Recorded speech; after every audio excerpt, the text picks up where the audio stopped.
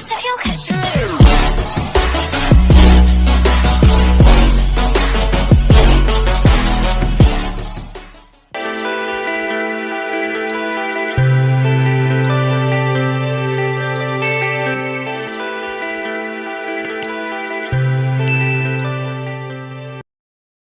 नमस्कार। आज हम लघुत्तम समापवर्त्य ज्ञात करने की कुछ विधियों पर चर्चा करेंगे। तो सबसे पहला विधि है लघुत्तम समापवर्त्य ज्ञात करने का गुणज या अपवर्त्य विधि। हमने एक प्रश्न ले लिया 3, 5, 6 का लघुत्तम समापवर्त्य ज्ञात कर कीजिए।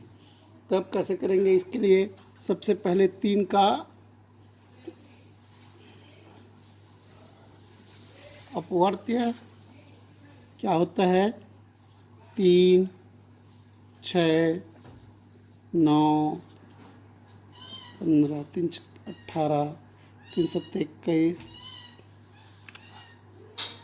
3 8 24, 3 नियम 27, 3 धाम 30, 33, ऐसा हम करते जाएंगे।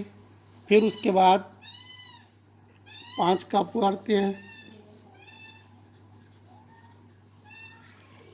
5 का अपवर्त्य होगा 5, 5 दूनी 10, 5 तिया 15, 5 चौक 20। पहाड़ा को ही पहाड़ा पढ़ते जाएँ तो वही उसका अपवर्त्य है या गुना जाए। इसके पहले मैंने बता चुका है। 5 पंचे 25, 5 छक्के 30, 5 सत्ते 35, बढ़ते जाएंगे। अब 6 का अपवर्त्य बराबर होगा 6 दूनी 12, 6 तिया 18, 6 चौक 24, 6 पंचे 30, 6 छक्के 36। इसी प्रकार से आगे बढ़ते जाएंगे। तो अब इसमें हम देखते हैं समान अपवर्त्य कौन कौन सा है। तो समान अपवर्त्य कौन सा है? 3 में आया है 30, इसमें भी आया है 30, इसमें भी है 30।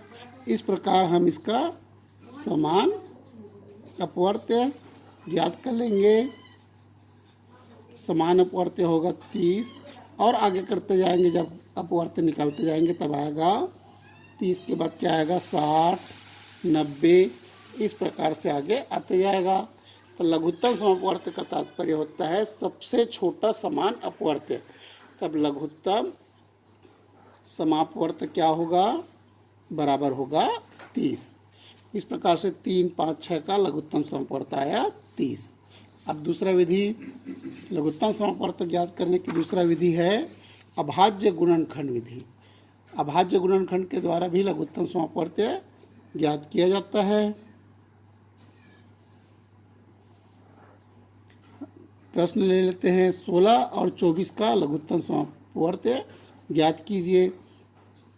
तो 16 का पहले अभाज्य गुणनखंड ज्ञात करेंगे। तो 2 अट्ठे 16, 2 चौका 8, 2 दूनी 4, 2 एकम 2।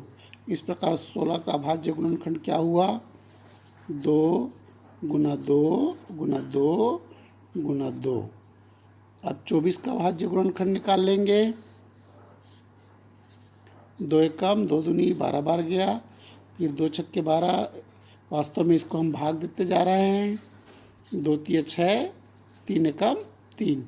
तब 24 का गुणनखंड होगा 2 गुना 2 गुना 2 गुना 3। अब हम इसमें सर्वनिष्ठ जो गुणनखंड है अर्थात दोनों में सर्वनिष्ठ उभयनिष्ठ गुणनखंड को लिखेंगे। पहले देख लेते हैं कौन कौन सा है। तो ये है 2 गुना, फिर यहाँ पर है 2 गुना 2। सर्वनिष्ठ गुणनखंड लिखे। उसके बाद फिर उसके बाद क्या लिखेंगे? शेष जो बचा गुणनखंड उसको लिख लेंगे गुना 2 गुना 3।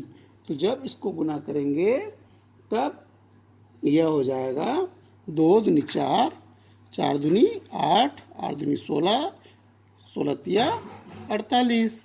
तो इस प्रकार से 16 और 24 का गुणन लघुत्तम समापवर्त्य होगा 48। और तीसरी विधि लघुत्तम समापवर्त निकालने की तीसरी विधि होता है भाग विधि। यह अभाज्य गुणनखंड विधि के समान ही है, परंतु थोड़ा सा इसमें अंतर। इसको एक साथ तीनों को ले लेते हैं। अब क्या करेंगे, तीनों को लेने के बाद अब 2 से कोई भी एक संख्या जो भाग जा सकता है उससे अभाज्य जो संख्या लेकर हम भाग देंगे। तो 2 से जाएगा 2 छक्के 12, 15 भाग नहीं जाएगा, 45 भी पूरा भाग नहीं जाएगा तो उसको उतार देंगे। फिर 2 से लेंगे, 2 तिया 6, फिर 15 उतार देंगे, 45 उतार देंगे। फिर उसके बाद 3 से, अब 2 से कोई नहीं जाएगा, तब 3 से इसको भाग देंगे तो 3 एकम 3, 3 पंचे 15 और 3 एकम 3, 3 पंचे 15। फिर 3 से 1, 5 उतारेंगे क्योंकि भाग नहीं जाएगा। फिर 3 पंचे 15, फिर 5 से भाग देंगे, तब 5 एकम 5 और 5 एकम 5। तब लघुत्तम समापवर्त हो जाएगा, बराबर हो जाएगा 2 गुना 2 गुना 3 गुना 3 गुना 5, बराबर यह हो जाएगा 2 दूनी 4, 4 तिया 12, 12 तिया 36, 36 में 5 का गुना करेंगे तो यह आएगा 180। इस प्रकार 12, 15 और 45 का लघुत्तम समापवर्त होगा 180।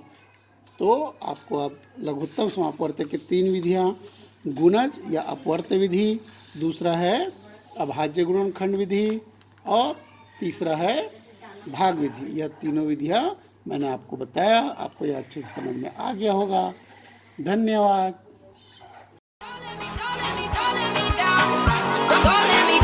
Don't let me down.